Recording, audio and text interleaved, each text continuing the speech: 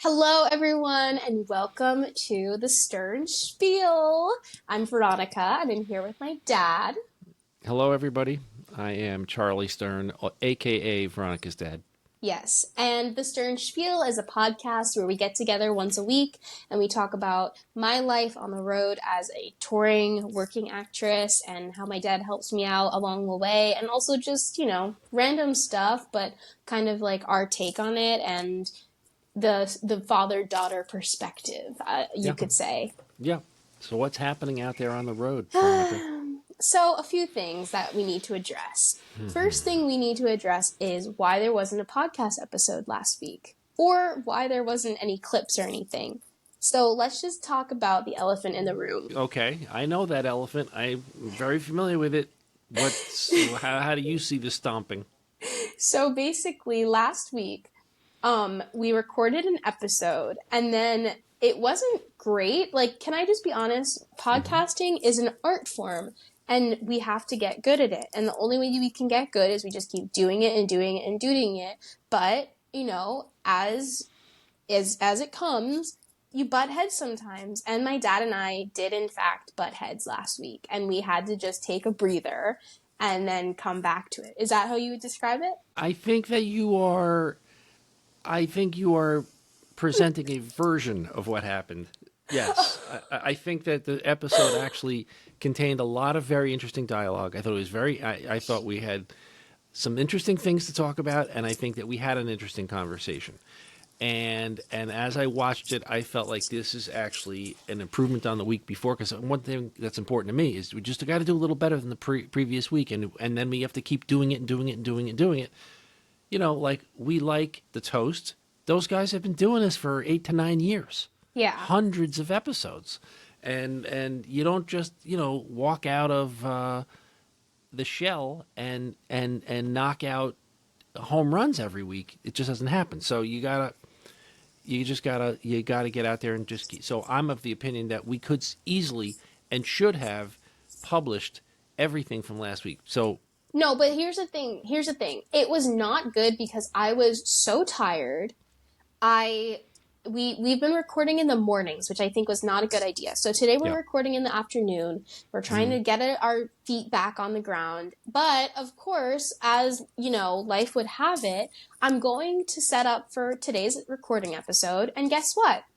I don't have a camera or a light or a microphone. And why is that, you ask? It's because I left it on the airplane. That is the first time in my year and a half of touring and traveling nonstop that I've ever left anything on the plane. it was gonna happen sooner or later. I've never done that before. Yeah, look. I'm not going to sugarcoat it. It's disappointing. I am sorry that happened. Hello. Just making sure. Yeah, everything's working. Just, Dad, make sure you speak into the microphone because Okay. it's on the side, so it's like... Yeah, absolutely. I'm coming right in. I should be good. Okay.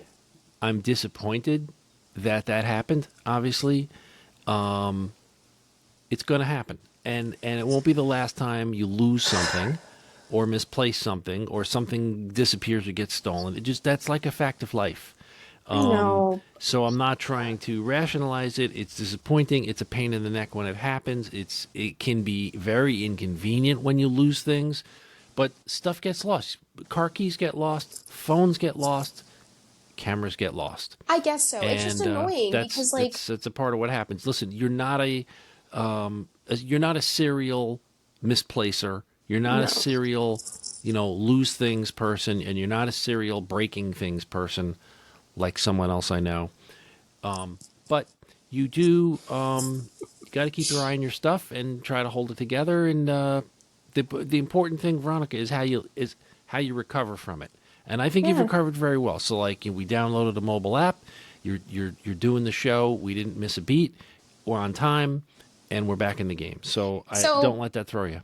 Yeah, so it's annoying, and honestly, I have some bones to pick with a certain airline because I feel like the day kind of started off on a bad foot because when I was going onto the plane, they took my luggage because they told me it was too big. And that does not happen to me on any other airline but this one. So, the stewardess was not too nice to me. And so I think I was just like in a bad headspace. I'm not blaming them for me leaving my thing on the plane. I'm just saying like, my mind space was not there. So Yeah. that's These are the kind of what happened. These are the kind of things that are going to happen. A close friend of mine lost a camera a lot more valuable than the one that you lost. It happened a bunch of years ago, but the point is, it happens. Yeah, but Dad, it was my camera, it was the microphone, it was the light, it was all the cables, the memory card, the battery, everything. The cage. And the bag itself. And let me ask you a question. Was there anything on that memory card that we need? No. Probably not. No. Okay. And here's the thing. I'm not upset about it because I have a feeling I'm going to be able to find it. I sent in a lost and found thing, so now we just have to wait, I guess. Now, look, I think there's a 1 in 5 chance you might get a phone call back, but probably not. And here's the deal. You live and you learn. It's disappointing to me that you had to take that out of the bag in the first place because you were prudent, I think, in packing it with the suitcase. That's my opinion. You want to have as few things to carry as possible. Well, I packed And by having to do that offload, you went from having, 3 objects to worry about to having 4 objects to worry about. And in your mind, you thought 1, 2, 3, I'm all set, and you got off the plane. Yeah, well, you want to know what else I left on the plane? Or somewhere along the way? My umbrella. Guess. An article of clothing. No, my umbrella. Your umbrella. Okay. I have no idea where it is. I mean, I think I've lost every umbrella I've ever owned. When I was like leaving the house in the morning, I was like, this umbrella is not going to make it to my next city. I just have a feeling. So that's what's going on here. Yep. I'm feeling kind of overwhelmed because I have to film a self-tape. It's due tomorrow. Okay. Do I know the material? Not really. I'm trying my best here. So I'm just a bit overwhelmed right now. But it's good to have work. But it's just overwhelming. Do you have time after our session right now? Do you have time to do that recording? Yeah. Okay. I've already planned my day. Like, I know what I'm going to do and when I'm going to do it. It's just, like, overwhelming because it's just, like, something else, a task to, check off. Yeah, and I don't want to perseverate on it, but was the new light and the new tripod also in the bag? Yeah. No. I have the tripod, which I'm using right now. The light was in the bag. Okay. All right. Hey, it is what it is, and yeah. Veronica, and the microphone. Okay, that was old and not that great, but that light, whatever, it is what it is. The light was cheap though. Veronica, the light was like $30. Veronica, all I care about is that you made it off the plane in one piece. That is always the most important thing to me. Okay, so just like let's level set. Stupid things are going to happen. Hopefully, they don't happen too often, but it happens. Yeah. I'm moving on. Listen, and I want to go back to what I said. I think we had a good show last week. I think the concept is right. We understand why we're doing this program. We're doing this show because we want to show people in like musical theater community and students of musical theater and parents of students of musical theater what sort of road life is really like. And this is the kind of stuff that goes on, and your time constraints and things happen that you don't expect, and you're on and off airplanes, and you're on and off buses, and you're in hotel rooms, and you don't always do an idiot check because you're in a rush and you leave something behind. It's a pain in the neck. So I think there's a lesson in there. And speaking of the stress of life, if I may just transition to something else, did you happen to see a story this week about Elmo posting something? I think it was on Twitter. Yeah. So Elmo, the Muppet, he posted like a tweet that said, "How's everyone doing?" or something like that. And people started answering, and when people started answering that question, they took it in an existential context. So people started saying things like, "Well, Elmo, the world is on fire and I'm not really doing very well." Okay, this is what the tweet said. It said, at Elmo, "Elmo's just checking in. How's everybody doing?" And then it has 209 million views. Oh my God. And 45,000 responses. Mm-hmm. Do you have any of the responses there? No, let me pull it up while you talk. Yeah. So I'll tell you what the responses were. The responses were people are operating at a very compromised level of mental health is what I took from the situation. And, Honestly, yeah. how you doing is usually a question that you answer with, yeah, I'm doing okay. And then you move on. Someone But said, honestly, Elmo, I need a hug. Another yeah, user wrote, oh, Elmo, sweetheart, we are not doing well. yeah. Elmo girl, I'm having a quarter life crisis right now, and I can't get my blank together to finish this last semester. I'm mentally burnt out, and I have a lifetime of working to do. Right. This So is via the basically, Hollywood Reporter. right. So basically, if you're Elmo, you're sorry you asked. Yeah, and then I personally didn't see this. I saw Elmo in the news this week because Larry David. There's a new season of Curb Your Enthusiasm out right now, and Larry David assaulted Elmo on the Today Show. Assaulted him? He walked up to him and hit him. How do you punch a Muppet? I don't know. Larry David did it. It's actually so funny. Oh my God, that sounds terrible. Sorry to laugh at that, but he literally went up to Elmo and was like, "I'm just sick of this. Stop talking." Isn't that funny? It's bizarre. I'm going to try to find the clip, and I'll have to go check that out. So, I got something else to talk about. Okay. Did you watch the Grammy Awards? I caught most of it, and then I, saw the important clips online. Yeah. So, I mean, I don't really consider myself a connoisseur of popular culture, but I do watch the Grammy Awards pretty much every single year, and for a long time. I don't watch the Academy Awards that closely, maybe for an hour at the most. I don't watch the Tony Awards except maybe the first 15 or 20 minutes. Super Bowl, I'm a halftime only guy. So some of these big cultural phenomenal events I don't follow, but the Grammys are great. And I have to shout out to Spotify, because even though I'm not a Spotify fan, I hate paying for it. They have a very nice playlist on there, I discovered, where you just type in 2024 Grammys and they come up with a playlist of all the music that was performed or I think all the music that was nominated. Nominated, yeah. It's really good. And I wanted to hear the Billie Eilish song because I like that song. Yeah. I love that song. It is a really good song. I love that song. I used that song. It must have been just before. Is she on Universal Music Group? Probably. Because I think it got taken. It probably got taken down off TikTok. I'm very confused. I think it got taken down as a song that you can use. Or maybe the reason I can't use it on Instagram is because I have an Instagram business account. I'm not sure what's going on. Anyway, I used it a few weeks ago with an Instagram reel, but now I can't find it for some reason. Anyway, I'm a little confused I'm confusing stories. Did you see Jay-Z's award speech on the Grammys? I saw the important parts of it, yes. Okay, so I had to play it back and watch it a few times as some social commentary here, okay? Because I think it's a fascinating thing, okay? This guy is a billionaire. His wife is a billionaire. She has more Grammy Awards than Quincy Jones, okay? But apparently she hasn't won Album of the Year. Yeah. So he wins an award and proceeds to sort of lecture the National Academy of Recording Arts and Sciences on their selection criteria and their selection process as part of his thank you message for receiving his award. And at first I was kind of off-put by that, but then I watched it, I played it back, and now I've been able to parse more closely what's really going on. Again, big cultural moment. This is a very, very successful guy. Billionaire.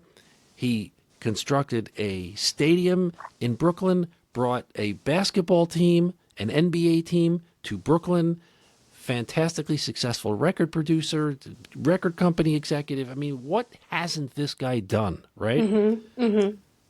And then here he is saying, well, some of you guys are going to lose and you don't even belong in your category. And I'm like, that's like punching down. You know what I'm saying? Yeah, I didn't. It's like punching down because you're way up there. Like there's no success that has evaded you. Okay, so to say to the people who were nominated, you didn't deserve to be nominated, which is in essence what he was doing, saying, without and specifying any individual, to me, that's a form of punching down. And what I find interesting about this is like I'm not saying he's wrong. Maybe he's right. I'm not even debating that. What I'm saying is the cultural phenomenon of it is in the process of winning an award, you can say whatever the heck you want. Even punching down is okay. And that people take their cues from the kind of things that they see in these big cultural events like Grammy Awards and Academy Awards and big public speeches and stuff like that.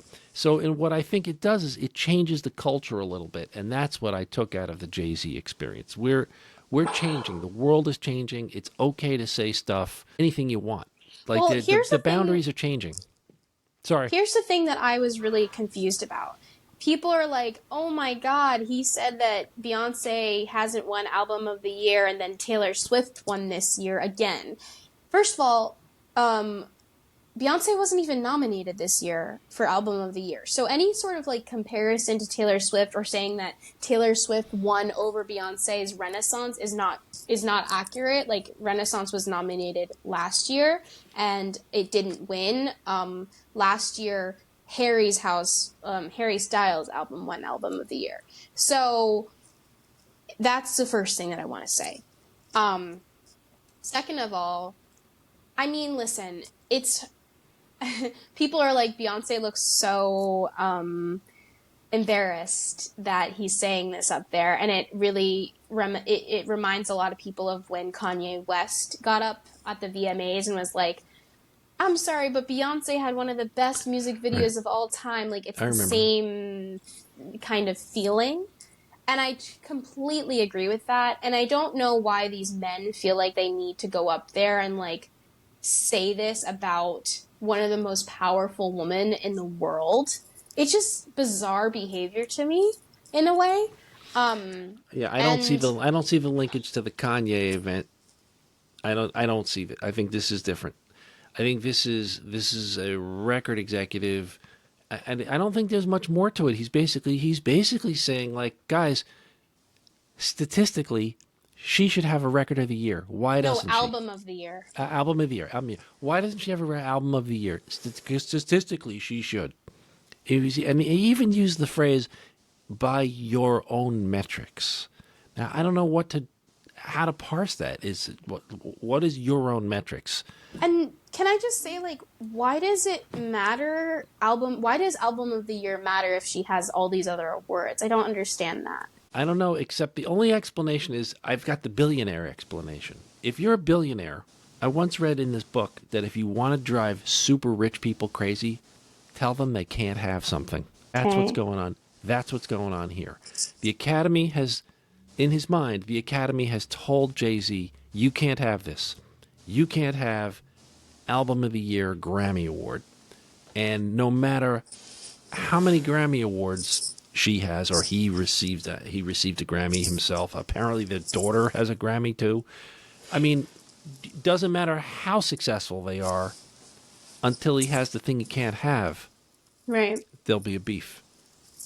Yeah. And I think that sets the bar for everybody in a weird place. Art is so subjective, and it's just like, no, what are you supposed to say? They're looking at it. They're looking at these things. There's also so many politics that go into it.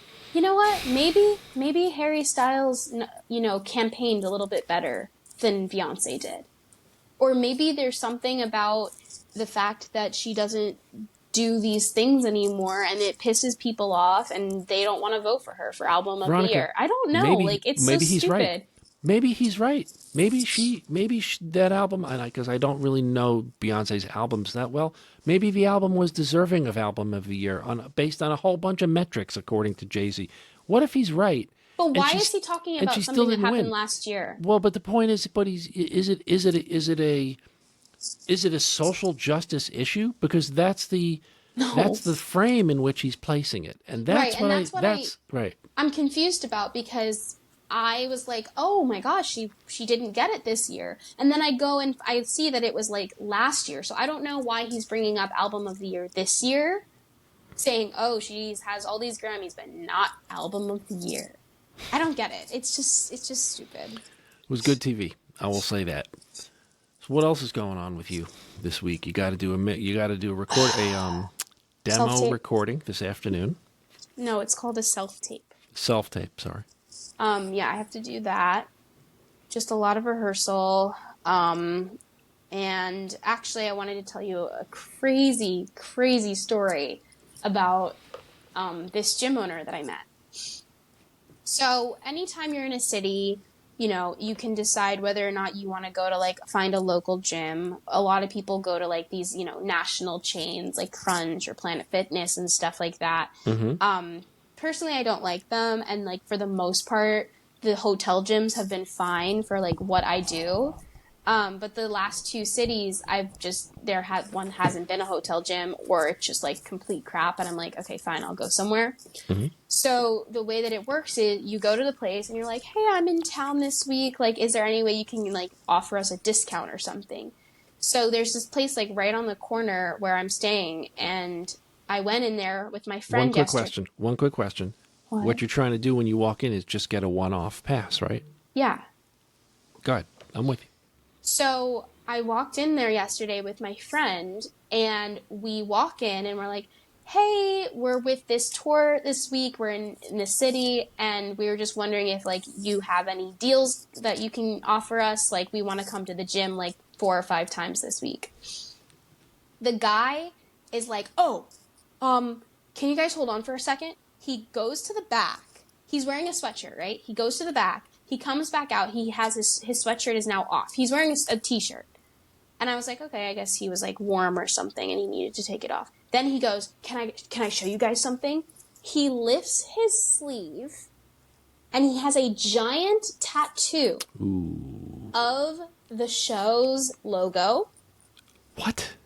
And underneath it, another tattoo of the author's, like, signature on his arm.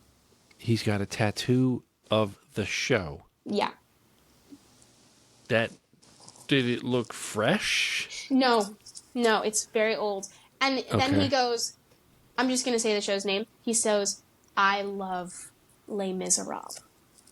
And we were like, what? This is like an old white dude, maybe like mid-40s, early 50s. He's like, I love Les Mis. I did not know you guys were in town. This is my absolute favorite show. We were like, what? This is bizarre. So you're there with like 2 or 3 other people. I was there with my friend, just one friend. One and me person. And her were like, what? And then he gave us an amazing deal, and he was like, no, like, I literally love this show. And then it kind of turned into, like, a beautiful moment, because he was telling us, like, why he loves the show. He said that it was, like, him and his ex-wife's, like, favorite musical. And he just like loves what the show is all about. He loves the music. It really, like, helped him when he was, like, going through a really difficult time. And then he was telling us about how he used to be, like, addicted to drugs and alcohol or something, and then he got clean and he got a job he got a, like, job as a busboy or something. And one day the boss was like, you really need to clean up your act. And he was like, okay, I'm sorry. And the guy was like, okay, you're going to help me clean up this entire kitchen right now, just me and you. And apparently they turned on the Les Mis soundtrack and started playing it and cleaned up the whole kitchen together while listening to the Les Mis soundtrack. So you really got this guy's backstory a lot more than you asked for, but he seemed like it didn't get weird. No, it never got weird. He was just so appreciative. Well, so that's the effect that musical theater has on people. I know. I first noticed that when I went to see you perform in Anastasia at the Fox Theater in Atlanta, and I think I mentioned this to you. I saw people coming out afterward, and I sensed the joy that people derive from being at that show. It's really indescribable. It's unlike anything else I've ever seen. I mean, it really is. It's such an experience for some, not everybody. Some people go and they saw a show. That's more like me. Other people, it is, it's different things to different people. It's date night. It's remembering something that you loved from when you were younger. It's an escape from the horrors of everyday life. You don't know what it means in people's lives. It's Veronica. That's a very interesting story you're telling about this. So, did you get a gym membership? I got a nice deal Good. for the week, and he's so nice, and his gym is really, really wonderful. And he named his kid after the author of Les Mis. Oh my god. Oh my god. But like, what are the odds that we go to this random gym and this guy is obsessed with Les Miserables? I don't know. One in a That's million, insane. I guess. That's insane. That is a story and a half. And it's such a crazy, amazing story that like that's why touring is so amazing sometimes, because you just meet people that are so appreciative of your show, and you're like, oh, people. There you go. That's why I'm doing this every day. You know, it's so cool. We're gonna wrap this up. You're healthy. You're happy. You don't have a cold anymore. No, I mean, I don't know, because I feel like when you're on tour, you're kind of like always sick. Just a little bit. Just a little bit. You know what I'm saying? And I don't know why my voice is so nasally. Like, maybe this is what I've always sounded like, but it's not good. So, I'm not a doctor, but I've got 3 kids that I take care of. I don't think you have a cold at all. What you have could be allergies. It could be you're sleeping with your mouth open and your throat dries out. It could be sinus dry up. It could be leftover residual from the cold you had 2 weeks ago. But if you're sick, you're sick, and thank God you're not. So keep it up. Keep it up. And good luck with the self-tape.